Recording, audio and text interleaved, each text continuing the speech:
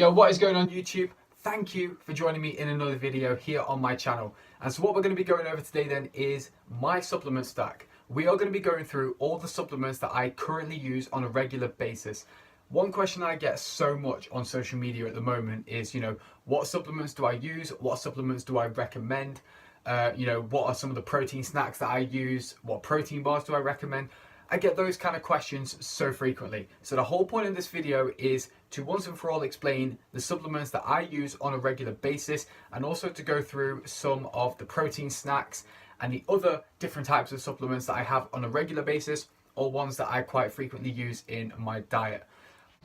However, though, guys, before we get started on my supplement stack, we need to chat about the overall context of supplements as a whole subject first, before I even go on to my recommendations. I need to take this time to make sure that you understand what purpose supplements have in your general diet to help you build your physique. You need to be able to understand this first before you even look into the supplements that I'm about to talk about, okay? So, the issue I find is that, I get a lot of people ask me, what is the best supplement to build muscle? What is the best supplement to drop body fat? What is the best fat burner? Those are the questions I get on a regular basis. The common issue with the majority of people is that they tend to focus their efforts towards their goal, and they tend to place the importance of achieving their goal on a certain supplement. Hence why they're asking, what is the best supplement for this type of goal? However, what most people don't realize is supplements are just a very, very small jigsaw piece in the massive puzzle when it comes to body transformation. Whereas most people are focusing on what supplement is going to help with their goals, what in actual fact they should be focusing on is their training, their calorie intake, and most importantly, their macronutrient targets. Those are the things that are going to actually help to change your body, to help you build muscle, to help you drop body fat. Something I've spoken about so much before on social media is, weight loss is predicated by being in a calorie deficit. Weight gain or building muscle is predicated by being in a calorie surplus and having a sufficient protein intake. Supplements are not going to directly solve those issues, but they can definitely help play a part in helping you to achieve your calorie intake and your macronutrient targets. So you've got to consider that supplements are just a very small piece of the puzzle. If your general diet is not in check, and if it is not sufficient enough to support your goals, you are not going to achieve the results that you desire. It does not matter what supplement you have. If your overall diet is not in check and is not supporting your goals, then you are not going to achieve what you want to achieve. It is as simple as that, guys. But hopefully you now understand this, and hopefully you now understand that supplements are just a very small piece, but they can be a very handy piece when it comes to building the diet, which is going to help you get the results that you like. So with that all said and done, we are now going to go straight into my supplement stack, and I'm going to go through all the supplements that I use on a regular basis, all the supplements that I use sparingly as well, and we're going to go over why I use them and where I place them in my diet too. So then, guys, we are going to kick off straight away then at the very top with my first two supplements that I have every single morning with breakfast, and that is a multivitamin tablet and an omega-3 fish oil. And I have both of these every single morning.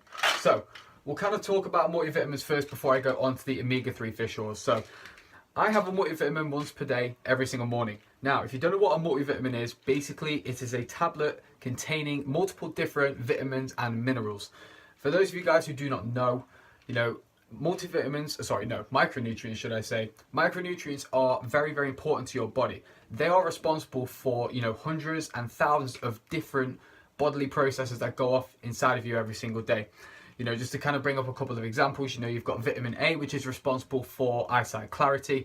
You've got vitamin B6 and B12, which are responsible for energy levels inside the body. And you've got things like vitamin C and vitamin D, which take care of your skin. And that's just really scratching the surface of the importance of micronutrients.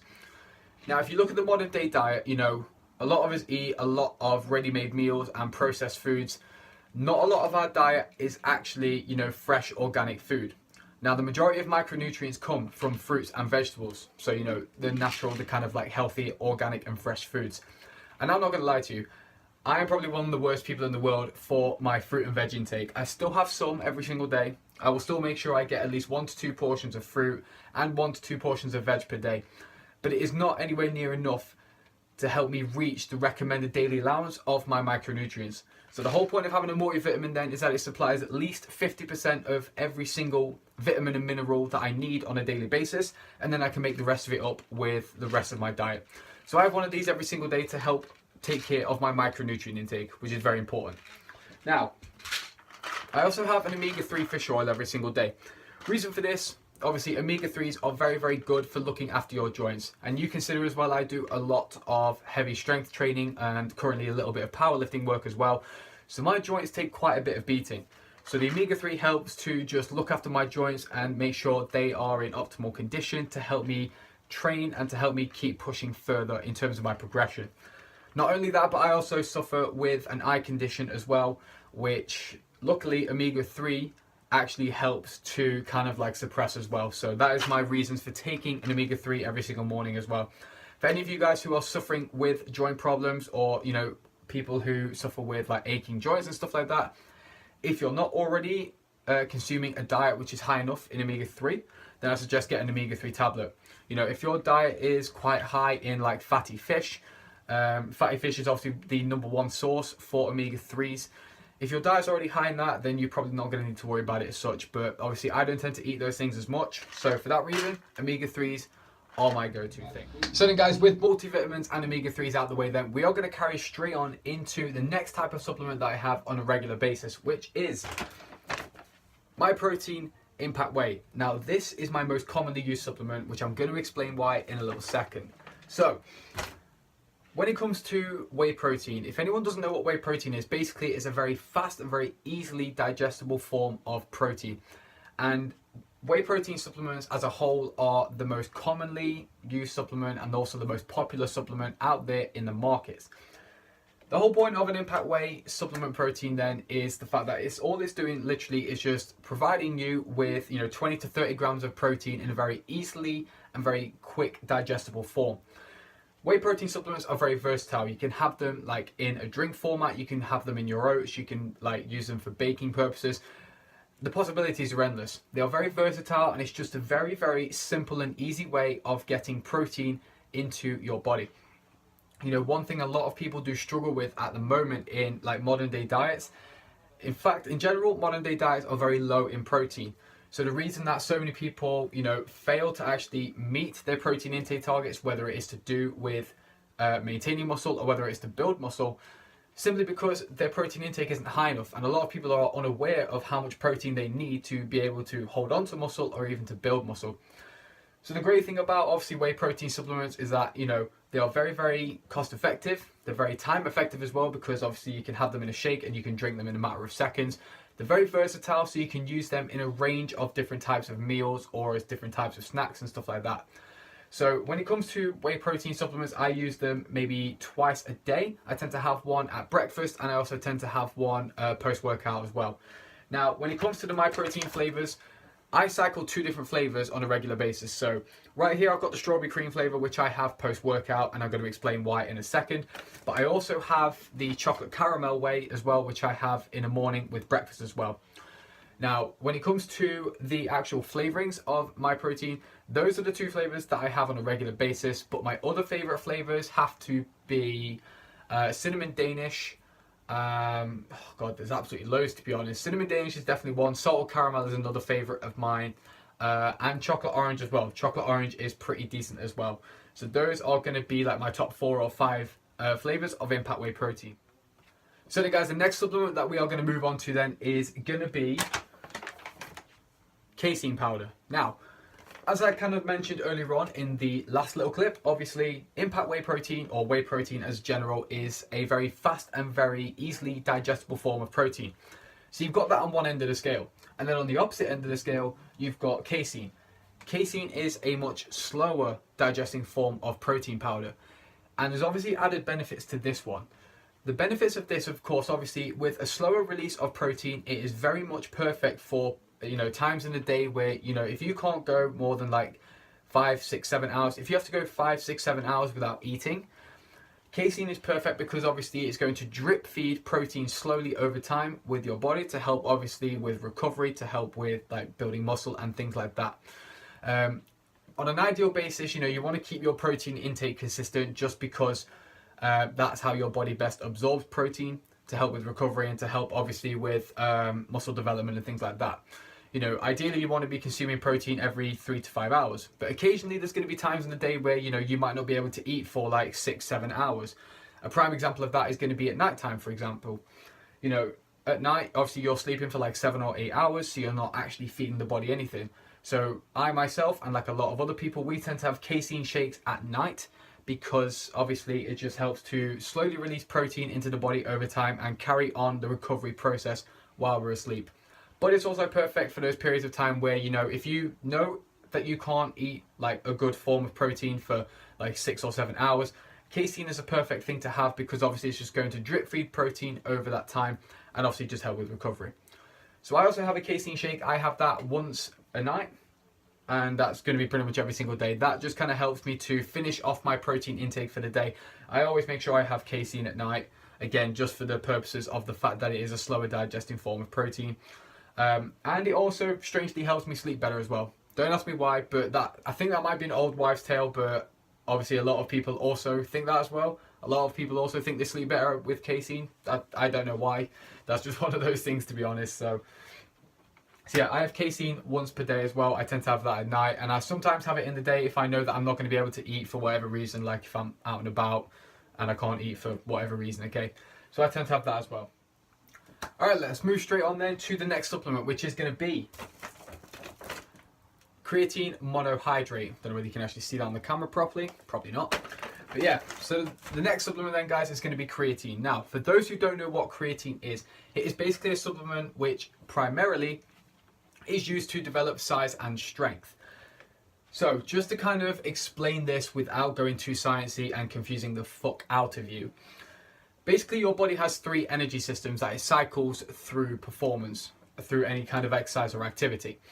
One of those systems is the creatine phosphate system, which is responsible for supplying the body with, you know, a high amount of energy in short explosive bursts, and it is designed primarily for exercises or for types of activity which require short and explosive type of movements.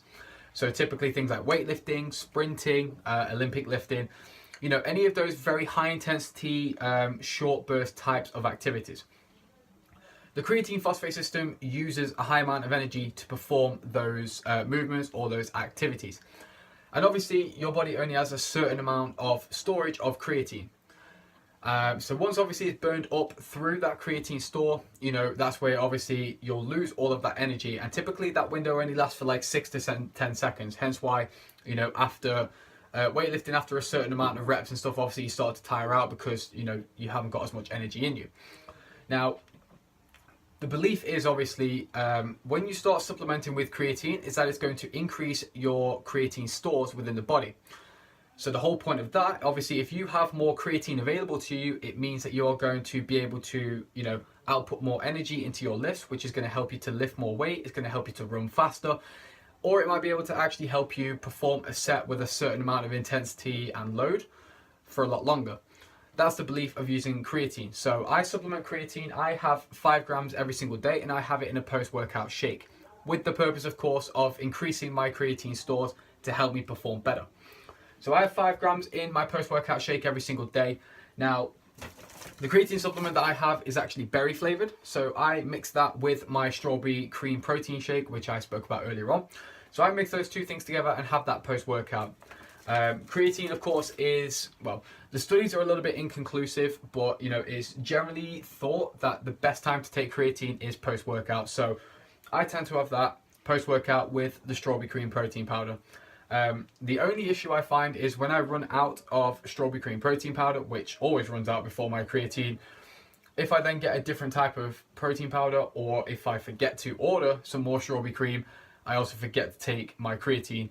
Because taking that creatine on its own, not gonna lie, does not taste great. Even though it's a berry flavour, it don't taste great. The reason it's so good with the strawberry cream is that it just mixes well and I can hardly taste it. So yeah, but that kind of covers that one anyway. So again, I get that one from My Protein as well because it's just ridiculously cheap. But we'll come on to My Protein and stuff towards the end of this talk anyway. So alright then, guys, the next big supplement that I'm gonna go on to then is Optimum Nutrition Glycomase. Now, Basically what glycomaze is, it is powdered carbohydrates. So similar to Impact Whey, where it, oh bloody hell, I almost dropped that then. So basically, whereas, with Impact Whey protein powder, it is just a very simple, easy and versatile way of getting protein into your diet to help you achieve your protein intake targets. Glycomaze is the exact same when it comes to carbohydrates. It is just a very simple, easy and fast way of getting carbohydrates into your system. Now, the good thing with glycomaze is that it's a 50-50 blend of simple carbohydrates and complex carbohydrates. So, your sugars and your whole grains. So in terms of recovery, it's great to have post-workout because, the sugars are going to immediately refuel you and to help you recover faster and pick up more energy after a workout. And then obviously the slower digesting carbs are going to help help with longer recovery after workouts as well. So again, it's very, very versatile and just means it's very easy to take into your diet. So I typically have this post-workout occasionally because I'm kind of sitting on maintenance at the moment and because I'm kind of going through a little bit of a different phase with my carbohydrate intakes. I haven't used this in a while. However, I still go back to it every now and then. It's just such an easy way of getting carbohydrates into your system. During my lean gain phases when I was on, around 450, 480 grams of carbs a day, obviously trying to eat that many grams of carbs per day is actually pretty difficult. So, because obviously this carbohydrate provides, I think it's like 35 grams of carbohydrates per serving, something like that. It's just an easy way of getting it into your diet. And, because it's in a shake form, it just goes straight down me and I'm not having to worry about eating an extra meal or finding the time for it. So for anyone who struggles for carbohydrate intake, especially in like a lean gain phase or anything like that, during a bulking phase, then, it might be worthwhile investing in a glycomaze product just to help you get more carbohydrates into your system in a more easily digestible format. So that covers that one, guys. Right, and I think there's only one more type of supplement I need to go over before I go over the stuff that I use sparingly as well. So the other supplements that I use in, guys, are pre-workouts. And the one I've got to show you right now is Platinum Pre from Optimum Nutrition. Now, this is just one of two different pre-workouts that I do use. The other one that I use is the Curse by Cobra Labs. However, I cannot find the tub at all in my house, so I can't show you guys that one. But I've been using the Curse more so than Platinum Pre, but I'll still talk about Platinum Pre because it is still my favorite my favorite pre-workout ever. So when it comes to pre-workout then, guys, obviously for those who do not know, pre-workouts are basically a stimulant type of supplement and it's just designed to enhance your performance in the gym. There are going to be occasions where you go into the gym where you're feeling kind of like under recovered, you haven't got as much energy, you might have had like a very long day or anything like that. And all pre-workouts are basically then, it's just an ergogenic supplement. It's just designed to help boost your performance, improve the amount of time that you can concentrate in the gym. They are very, very good for keeping mental focus in the gym. It's going to help you perform longer. It can help you perform with more intensity and things like that. Now, it's very, very easy to become over-dependent on pre-workouts to help give you that buzzing feeling because, they do make you feel literally fucking incredible, especially when you've started them for the first time. They make you feel insane, so, they can become a little bit addictive. It's very, very easy to basically get over-reliant on them. So my advice is if you want to take a pre-workout supplement, again, to help boost your performance, they are full of, completely natural and completely safe ingredients. In particular, it's just basically caffeine. You've got things like taurine, vitamin B6, B12, tyrosine, things like that. They are all natural chemicals. They are all things that are completely safe to the body, but they all have a stimulant effect on the body. So I would take these sparingly. I would only really have them if you genuinely need them. So, for example, if you are, in the very back end of your diet, you're not feeling great, your energy's low and stuff, they're going to be fantastic for you then. If you've had a long day at work and you're training late in the evening, again, perfect time to have them to help give you a little bit of a pick-me-up. Although I will say on that matter, try not to take pre-workouts too late because, the last thing you want is to basically take a pre-workout like 8, 9 o'clock at night and you are absolutely buzzing off your tits and you therefore cannot sleep afterwards. That would be the worst scenario ever. So please, whatever you do not take pre-workouts late at night. I have done that before, back in the days where I knew basically nothing about supplements. And believe me, I did not get any sleep that night. In fact, I didn't get to sleep till like 6 a.m. the next day. So rookie error from me right there. So please don't do my mistakes right there. So yeah, I typically take the Curse at the moment by Cobra Labs. And of the two, it's very difficult to say which is better of the two, to be honest. Platinum Pre has always made me feel incredible, and I've always had very good workouts on that. The only problem is I occasionally get the odd crash from it. So typically what most people might experience with pre-workouts is, you know, when it's kind of hard to describe this, but basically when their energy levels are up here for so much, eventually when the caffeine drops and stuff like that, they experience what's called a crash, which is, you know, they go from all of a sudden being up here on top of the world, buzzing off the tits, all the way down to the bottom where they feel completely shit and they've got no energy. That can occasionally happen with pre-workouts, and again, it just depends on the blend of ingredients inside. I've occasionally had crashes on Platinum Pre, but I'm talking very occasionally. For me, this has always been the best pre-workout I've ever had, and it still always will be. The only thing is that it's quite expensive. I can't remember how much a tub is right now, but I think it's like £30, something like that for a 30 serving tub. And the Cobra stuff that I have, or the Curse, I tend to pay about £23, something like that for that. And that's got a 50 serving tub. So it's much better value for money. That's why I've gone with the Curse at the moment. But it's very difficult to say between the two. If you are going to look for two different pre-workouts, this one, Platinum Pre by Optimum Nutrition, and Cobra Labs, the Curse. Those are my favourites. Alright then guys, so that covers the main bulk of the supplements that I have on a regular or a pretty regular basis. So what we're going to do now then is talk about some of the supplements and the protein snacks that I have on an irregular basis, but you know, stuff that I might have like quite frequently under special circumstances and things like that. So we'll kick off then with protein bars. Now, protein bars are obviously very, very common things in the industry at the moment. They are a massive, massive selling point in sports nutrition at the moment. So it's worthwhile touching upon this matter. So as for protein bars, I tend to have them mainly as like a little snack or a meal replacement, especially when I'm out and about, traveling about and things like that. They're very, very handy because, you know, when I'm on the go and I haven't got time to sit down for a proper meal, they're normally pretty balanced in terms of protein, carbs and fat intake, so I can actually class them as a meal replacement. They're typically quite high in fiber as well, so they tend to help me feel full as well. So that's why they're absolutely perfect for having on the go. Now, in terms of my choices of protein bars and stuff, you honestly can't go much more wrong than going for grenade carb killers. Carb killers are so popular at the moment. They're probably the most popular selling protein bar in the world at the moment, so, and with good reason.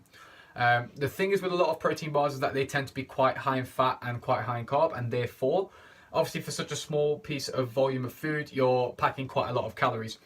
The great thing with carb killers is that, you know, they are considerably lower in fats and carbohydrates compared to a lot of their other competitors. And the flavors are just simply outstanding.